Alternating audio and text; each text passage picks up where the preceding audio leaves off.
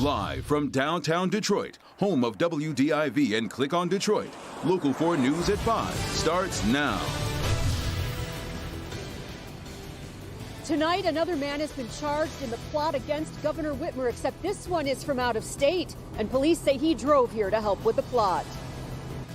And here comes the cold. A freeze warning set to go into effect tonight, and from the looks of it, this much cooler weather is going to be sticking around. The Pistons, they're off the court. Instead, they're working the phones today, giving Detroiters the information they need so they can vote. I'm Hank Winchester. Help me, Hank, with that story coming up new tonight. All right, Hank, but we're going to begin with breaking news. Michigan setting a new single-day record of new coronavirus cases, 2,030. Confirmed cases in the past 24 hours, more deaths. That includes 21 from a review of past vital records. But the state says part of today's record new cases can be attributed to a slowdown in the reporting of results. But still, average out the last 2 days, the case count still significantly higher compared to just last week. We want to bring in Dr. Frank McGeorge. So, Doc, what's your take on this high number of cases? Well, you know, Kim and Devin, it is clearly bad, but it's not entirely unexpected. When you look at the numbers for the state, it's pretty clear we're on an upswing, which is looking like a second wave. Now, more relevant to our viewers, though, right now, most of the increase isn't actually coming from southeast Michigan. It's being driven by cases in the UP and the west side of the state. Well, the number of deaths is increasing as well, Doc. We've watched that number in a different kind of way for people who always worry about where there's more testing, meaning more cases, but with the number of deaths going up. So tell me about your concerns there. Well, you know, it's also bad. Deaths, of course, lag cases by a couple of weeks. So I would expect the current case increase to be followed by an increase in deaths at that point. Yeah. So what do we all need to do to help turn this around? Well, you know, honestly, we know this spreads from close contact, so the more we can limit that contact, the better. Wear a mask. Keep your distance. The virus is spreading at gatherings that are big and small, and I would actually argue that small gatherings, where you're even more likely to let down your guard, they are even more concerning. You just need to assume that anyone could have this and just act accordingly. Yeah, something to think about, especially since the holidays are coming up. Thanksgiving, Christmas, all those things. Okay, Doc, thanks.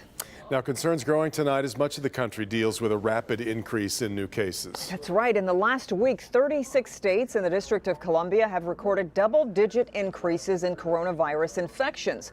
25 states showing a rise in deaths. Health officials say the change in seasons is shaping up to be a big test. Right now, as we are in the period of time as we're entering into the cooler seasons of the fall and the colder season of the winter, that we are in a very precarious situation in the United States. The U.S. is approaching close to 8 million cases with more than 218,000 deaths. Our other top story as we hit the 5 o'clock hour, a new arrest in the plot that included plans to kidnap Governor Whitmer. 51-year-old Brian Higgins was arrested today in Wisconsin Dells, Wisconsin. He's now expected to be extradited here to Michigan. Mara McDonald is live tonight. Mara, this brings the total number of arrests now to 14.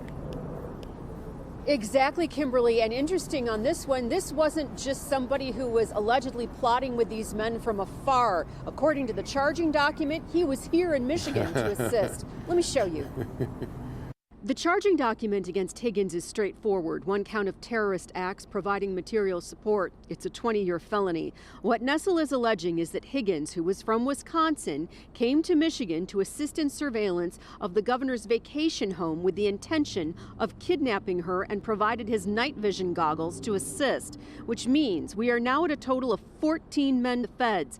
And those federal accused conspirators are back in court in Grand Rapids tomorrow. Ty Garbin and Adam Fox have detention hearings. It's Fox who the feds say was the ringleader of the plot against Whitmer. And so far, federal prosecutors have said the federal defendants were more interested in assassination than kidnapping. Back here live, back to Brian Higgins. We know he was arrested in the Wisconsin Dells today. We know he is on his way to Antrim County, where Whitmer's vacation home is. That is where he will end up being arraigned. I reached out to some contacts in Wisconsin today. Before I came home to WDIV, I worked in Wisconsin for several years. They say that, yes, they have always had militia issues there, but this guy was never on anybody's radar. We're live downtown tonight. I'm Mara McDonald. Back to you. Got it. All right, Mara. Mel, here it comes. We got a freeze warning set to go into effect tonight. That we do, and it comes after a pretty decent stretch of mild weather, too. Let's get over to Andrew. He's in for Ben tonight. Hi, Andrew.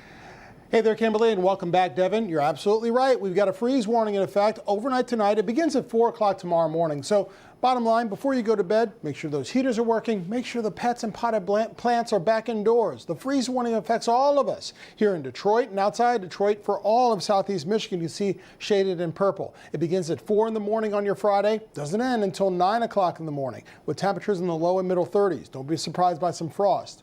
Now, the main area of rain that we had earlier today, that's now pulling away. Just to our west, you can see out in Lansing, a few green dots showing up, so don't be surprised by a few spritz and sprinkles before this evening is before temperatures dip to around the freezing mark. We're looking at 49 right now over in Howell. Later on this evening, though, we're looking at temperatures dipping into the low 40s by 11 p.m. 51 degrees. Even though we have cloudy skies, it is still looking good as we look at downtown Detroit. Those overnight lows will be in the low and middle 30s, not only outside the city of Detroit, but also right here in the city of Detroit. Where do temperatures go from here for Friday afternoon and your weekend?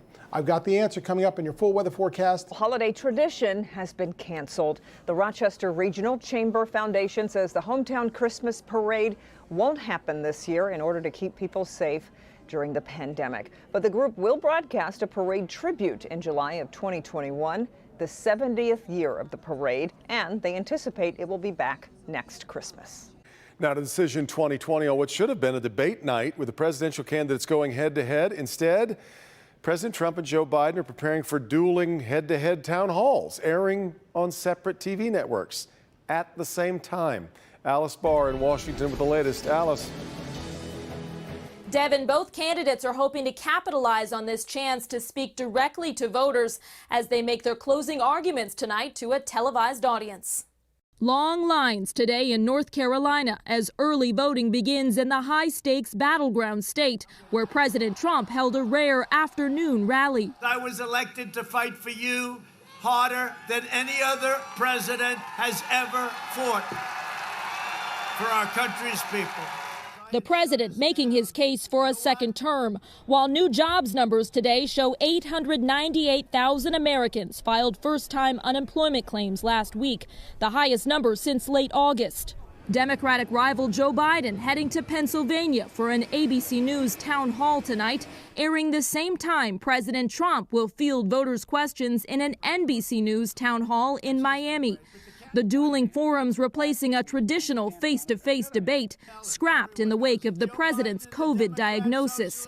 And as Biden announces a record $383 million fundraising haul for September, far outpacing the Trump campaign, former President Barack Obama is preparing to join Biden on the campaign trail, making the case for how voters should judge their choice for president. Are they people who are instinctively generous in spirit, right? And that is who Joe is. While Biden's current running mate, Senator Kamala Harris, announced she's canceling her travel schedule through Sunday after 2 people connected to her campaign tested positive for coronavirus.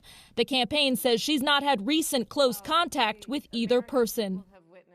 The presidential candidates were both tested for COVID before tonight's town halls, both reporting they came back negative. In Washington, Alice Barr, Local 4. All right, Alice, so 2 candidates, 2 town halls. Grant Herms and the Local 4 Trust Index team will be working through the night so you can wake up to the facts tomorrow morning on Local 4 News Today.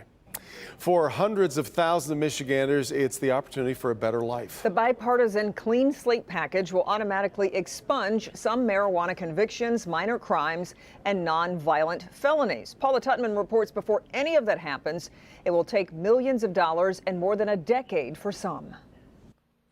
Governor Whitmer believes this legislation is a game changer. In fact, she also believes that this is one of the most progressive pieces of legislation of its kind in the country. However, the lieutenant governor says there is still a great deal of work that needs to be done before people believe they have a fresh start. What this does by clearing these records, by expunging them and setting them aside, means that people will have full access to the economy, full access to housing, full access to educational opportunities. Lieutenant Governor Garland Gilchrist stood beside Governor Whitmer when she signed the 7-bill clean slate package. Gilchrist, a native Detroiter, says this is something he took personally. And think of the city of Detroit estimate, it's like 80-some thousand people would immediately be eligible for this expanded expungement opportunities. If a misdemeanor has been holding someone back from a job or applying for a dream house, there has still been a 7-year wait for it to not be seen on your record. For nonviolent felonies, 10 years. 7 to 10 years is better than never being cleared in the first place. So this is a good starting point. To get the ball rolling, there will be what the lieutenant governor calls an implementation process that could take up to 2 years and millions of dollars. We made an estimate that it's going to cost about $25 million to implement the clean slate automated expungement system. And so we have a pathway to securing that, and we're looking to finalize that before the end of the year. Now, of course, not all misdemeanors and nonviolent crimes are considered the same. For a complete list, go to our website on clickondetroit.com. Paula Tutman, Local 4. Okay, Paula. Well, some marijuana offenses that occurred after recreational marijuana became legal will be expunged. Lieutenant Governor Garland Gilchrist said he's willing to explore options about offenses that happened before Prop 1. With Halloween right around the corner, we went to the real experts to find out how they plan to celebrate it safely. New tonight, local moms weigh in on the best plans for spooky fun and some surprising results of our new poll showing Metro Detroit is pretty split on how to do it. Also, it was a send-off 6 months in the making. How this brave woman managed to stay positive through a 6-month battle with COVID-19. Hank.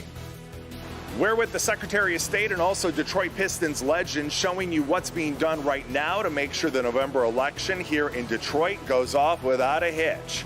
We have important information coming up in my Help Me Hank report.